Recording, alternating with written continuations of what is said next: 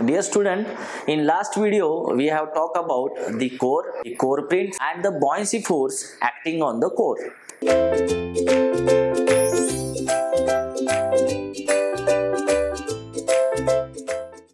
Now, when the buoyancy force acting on the core, definitely the strength of the core must be higher side so that it can withstand that buoyancy force. Now, in order to keep the core in the position, it is empirically suggested that the core print will be able to support a load of 3.5 Newton per centimeter square of the surface area. Now hence, to fully support the buoyancy force, it is necessary, the following condition is that load must be lesser than equal to 350 times surface area of the core print, where AS is the surface area of the core print, AS is the surface area of the core print in millimeter square. That is, see, the core print must be withstand the load of 350 times of surface area, total surface area of the core print. This is the empirical relation is suggested to keep the core into the position. Okay. Now for that reason, when you talk about the additional support which is necessary to keep the core into the required position, then there is a introduction of the chaplets. See, when this chaplets is come into the picture, when we have to support some additional load or some unsupported load of the core, then this unsupported load is being supported by the provision of chaplet into the mold cavity. So basically, in simple word, the chaplet is used for supporting the core into the mold cavity. Now, to understand about the area required for the chaplet to support into the mold cavity, it is necessary to determine how much unsupported load is there onto the core. Just now in the previous video, we have calculated how to calculate the buoyancy force acting on the core. So suppose this is the mold cavity and this is our core which is positioned into this core print. This is the recess, is nothing but the core print, we know this, and this is the buoyancy force is acting onto the core, isn't it? Now, and what is the load supported by the core print? This load is lesser than equal to 350 times of surface area of the core print, isn't it? Now, if I want to know what is the total unsupported load onto the core, how much? That is, if you calculate this unsupported load, you can see this net buoyancy force minus the supported load. How much supported load? This much is the supported load minus 350 times AS. AS is the surface area of the core print. So this is the value we get for the unsupported load on the core. This area or this load is supported by the core print, and this is the buoyancy force acting on the core. So net buoyancy force minus supported load, that will left with us the unsupported load. Now whenever, see, this value of unsupported load is less than or equal to 0, we need not to worry about the core because our core is properly positioned. There is no any additional or unsupported load present on it, so there is no any additional support required to that core. Okay, when this value net buoyancy force minus 350 times AS is less than or equal to 0. But what happened when this total value of unsupported load is greater than 0, what will happen? So now core is not positioned well, so we have to sit that core into this core print properly. So in this condition, we need to support the core. Because unsupported load is greater than 0, our core has to be supported well into the mold cavity, and that support is provided by the chaplets. So when chaplet is coming into the picture, when your unsupported load is greater than 0, we need to provide the chaplet into the mold cavity. And there is again the empirical relation suggested that for every 1 Newton of unsupported load, we are going to provide the chaplet with the cross section of 29 millimeter square. So suppose, see, I am providing the here chaplets when the unsupported load is greater than 0. So for every 1 Newton of unsupported load,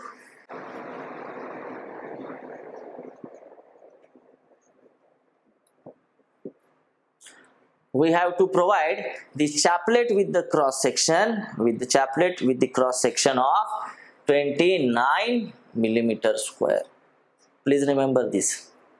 Then your core will be get positioned well. Understood? So basically, if we talk about the chaplets, so chaplets are made by the material. It's actually same material as that of the material to be used for the casting. जो molten material है उसी material का क्या बनाया जाता है? Generally chaplet बनाया जाता है. So if you look at the various shapes of the chaplets, so there are radiator chaplet, there are welded chaplet, there are riveted chaplets, there are casted chaplets. Okay, so various shapes are available for the chaplets. So radiator chaplets will look like this. These are the radiator chaplets. Okay, then we are having welded chaplets. Weld is here. Then we are having the riveted chaplets. Okay, we are also having the double-headed chaplets. Then again we are having the casted chaplets. So there are a variety of the chaplets we can use to support the core into the mold cavity. The only thing is that whenever you are going to place the chaplets into the mold cavity, you should thoroughly clean the chaplets for the removal of the oils or greases which are present on the chaplet to avoid the weak joint formation or to avoid the oxidation into the molten metal. Please remember this. Now, after this discussion, the one thing is very much clear that the why chaplets are needed. The chaplets are going to support the core. This is the sole purpose of chaplet. But in addition to this, the chaplets are also helping for or to achieve the directional solidification. Please listen again. The sole purpose of chaplet is what? To support the core. But in addition to this, the chaplet is going to support for the directional solidification. Now, what is mean by directional solidification? I will tell you later. This is nothing but what? Actually, the heat transfer is directed in the required direction with the appropriate or required methodology. This technique is known as the direction solidification. While cooling of the casting, it is getting solidified, the heat is removed, and here how we are going to transfer that heat, where and how, with which technique. So this decision has to be made, and that technique is known as the directional solidification. The chaplets are helping. I am not saying the sole purpose of chaplet is to have the directional solidification or to achieve the directional solidification, but it's a additional functionality of chaplet that it is serving. Understood? So I will come to that point later on for the directional solidification, but at the moment please keep in your mind this word directional solidification. So chaplets, the sole purpose of chaplet is support the core, but its additional functionality is that it is supporting for or helping for directional solidification. So this is about the chaplets. Understood? Okay. Now the next thing we are talk about the pads or paddings.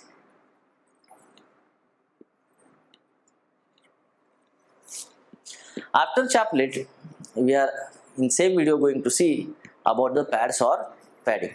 Now students, whenever in the mold making process we are dealing with the square cornered patterns, I will show you the diagram. So in the mold making technique, whenever we come across the patterns, okay, of course this is cope and this is drag. We know very well, isn't it?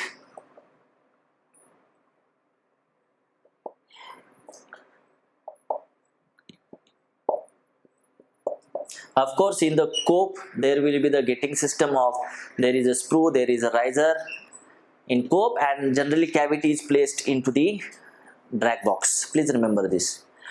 Now, what I said, whenever we are dealing with the patterns having a very sharp corners, see here, this is the pattern and we are dealing with pattern, and this pattern is having sharp corners here.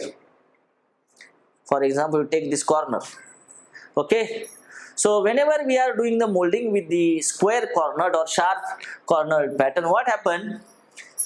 So here a nearby region of this corner, whatever the ramming force you are applying is always less than the rest of the mold portion because of this square corner. And because of the less ramming action, the sand nearby this region is become a loose sand. Okay, please remember what I am saying. Whenever we are dealing with the square cornered patterns, the ramming action that is get at this nearby square corner region is always lesser than the rest of the region in the mold. That's why this sand becomes a loose sand. And in this scenario, if you pour the molten metal here in such a kind of mold, what is happened? So here, because of the molten metal is coming with certain amount of force, isn't it? It is having the weight. Because of this loose sand nearby region of this square corner is getting mixed up into the molten material, and this mixing of the sand, loose sand into the molten metal is going to produce a defect known as the sand inclusion. The sand inclusion. So sand inclusion is a defect, and this is going to take place with this square cornered pattern because of the square cornered patterns. Understood? So to avoid this, during the preparation of mold itself, what mold maker is going to do? He will place some exothermic pads or paddings. He will place some pads or paddings while preparing the mold itself. Okay, and after preparation of mold, you can pour the molten metal, and when the casting is solidified, when you break the mold, it will get separated. These pads are getting separated, or sometimes even though it is attached or get welded to the casting, we can cut it by the machining operation. So this is not a big deal. So the main thing is that the pads and paddings are used in the mold making technique during dealing with the square cornered patterns to eliminate the defect known as the sand inclusion. Understood? Now, these pads or paddings are made up of exothermic material. Exothermic material. Now what is the exothermic material actually? So how it is made? So exothermic material is that, so you take the aluminum oxide Al2O3 and take the oxide of material to be cast. So whichever the material you have taken, suppose I am taking the iron for the making the casting material is iron, then take the iron oxide, that is the oxide of that material, oxide of the material to be cast. It will give you the exothermic material for that particular casting. Understood? So how this material for pads or paddings are made?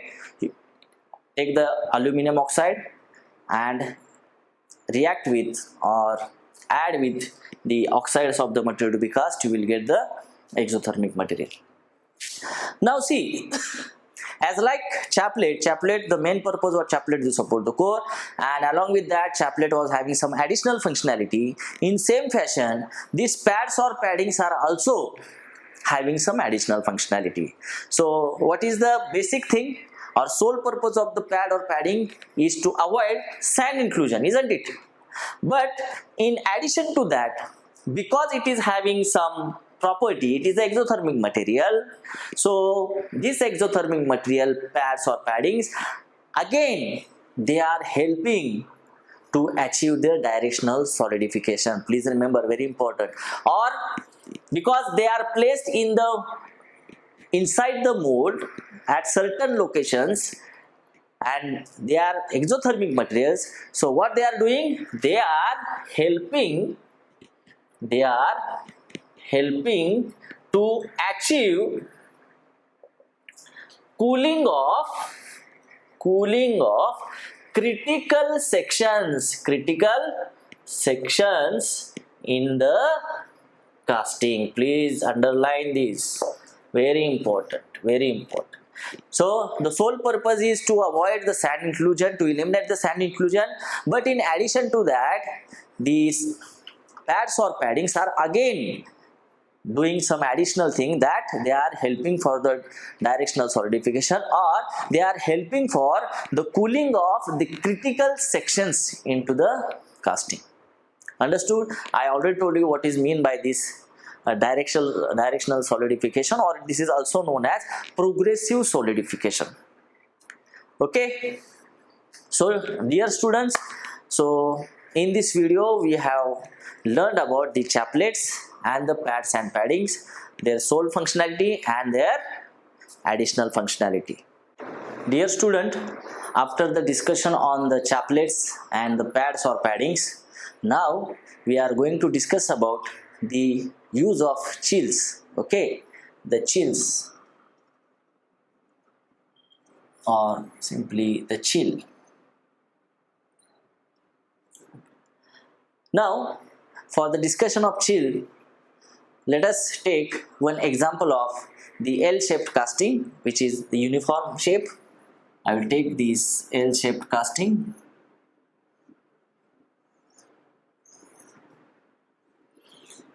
And I am providing the riser 1 here and riser 2 here. Okay, this is the L-shaped casting I am taking into consideration, and now we are going to discuss. Now see here, as we pour the molten metal here, so the cavity will be filled with the molten metal, and we know that the function of riser is what? To feed the casting. Whenever there is a shrinkages occurs, that shrinkage is going to compensate by the molten metal which is raised into riser is going to compensate that shrinkages, isn't it? Now let us see, say this is portion 1, this is portion 2, and this corner portion I named as 3.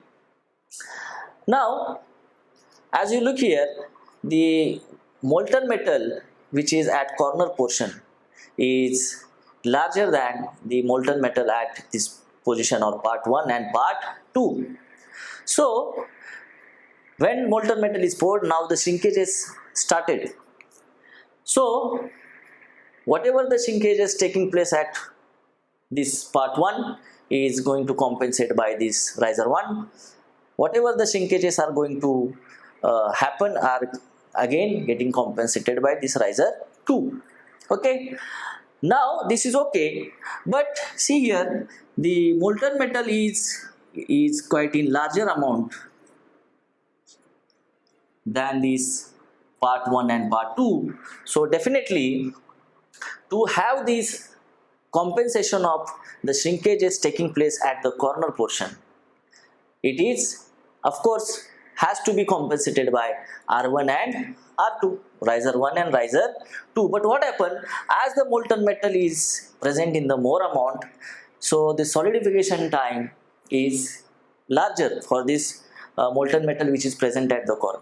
Okay, now this is part 1 getting solidified faster, and part 2 again getting solidified faster than this corner portion 3. So this R1 and R2 are compensating the shrinkages at these parts only. But what about this? Whatever the shrinkages are happening here at the corner portion cannot be compensated by this riser 1 and riser 2. Why it is so? Because it is having the more solidification time, and when this is having the higher solidification time, this riser 1 is not feeding this corner portion, and at the same time riser 2 also can't feed the corner portion, as this 1 and 2 are get shrinks or get solidified faster than the corner, isn't it? So in this case, at the end of the casting, there are the voids are being present at such a portions, and these voids or cavity is known as the shrinkage cavity, as shrinkage cavity. Why this cavity produced? Because riser can't feed the corner portion 3. Okay, so in this condition, what we can do? What we can do to achieve or to get the compensation that is happening, or to get the compensation for the shrinkage which is happening at this corner portion? So of course, very simple solution is that we have to increase the heat transfer rate from the corner, so that the molten metal which is present at the corner will get solidified faster than this molten metal present at part 1 and at part 2, isn't it? So definitely then and then only can. So before solidification of this material,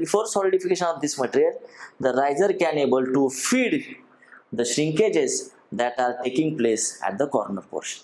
Okay, now how we can achieve this? So definitely the thing is clear that we need to have the faster rate of heat transfer from the corner portion, and for that what we can do? We know the Fourier's law, that is heat transfer is equal to Ka into dt by dx. So here the thing is that we have to increase the thermal conductivity of the mold material, or simply mold, which is present near to this corner portion, isn't it? But the entire mold material having the same thermal conductivity. So here in this fashion, in this condition, what we can do? So we are adding here some metallic piece which is having higher thermal conductivity. Of course, it is also having higher melting point temperature than the molten material, and we are placing in the mold cavity such that the rate of heat transfer can get increased. And if the rate of heat transfer is get increased from this corner, for this corner portion, so definitely this corner portion molten material gets solidified faster than the molten material at part 1 and at part 2. So what I am doing here, in the mold itself I am placing a metallic piece which is having the higher thermal conductivity, higher melting point than that of the molten material, so that what I can get? I can get the increase in the heat transfer rate. Okay, and this metallic piece which I am used here in this mold is nothing but the chill. Now because of the chill, what I have done? So I have I am getting the heat transfer in a specified direction, and with the required methodology I am transferring the heat from the molten metal. This is known as the directional solidification. Please remember, many times I use the word directional solidification in the discussion of chaplets and paddings. Now here, what this metallic piece is nothing but the chill is doing. So it is doing the directional or progressive solidification. Understood? So what is mean by the directional solidification? So it is a method in which the heat is transferred in a specified direction with the required methodology is known as the directional solidification.